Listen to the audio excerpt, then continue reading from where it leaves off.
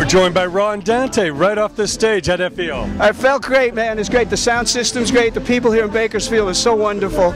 I must say, they're real fans of the music. They show up and support it. How lucky are we, the artists? It's a beautiful day. You know, you bring me back to my growing up. Sugar Sugar was an amazing hit.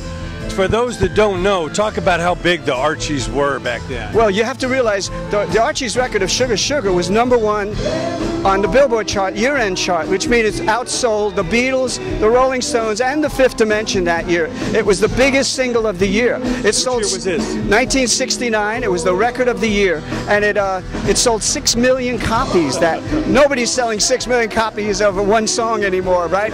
Everything's come down. So it was a very big, and it went around the world like wildfire. It was #1 in almost every country: South Africa, Japan, Europe, you name it. I have actually 45s from 60 countries in their language, but it's the same record. Is that right? Amazing. So at that point, the comic book set the stage. Was there a cartoon show out at that time? Yes, the cartoon show. This was all in sync with the cartoon show. It was devised by a guy named Don Kirshner, very famous impresario, had rock concert in the 70s. He came up with the Monkees idea, put them together, and he put us together, all the studio singers. And I was a good friend of Donnie's, and I was so happy to be the voice of Archie. I grew up on Archie comics. So it came about, and it was the TV show was the #1 show on CBS that year for 3 years running. Brings us back to that innocent time, the 60s, and such a great time. All that you've seen in the business, what advice do you give to the young singers, young songwriters today? I say to the young singers and songwriters and artists, you must find the right song, because every artist that makes it has the song. So you must search for it, either write it or find it.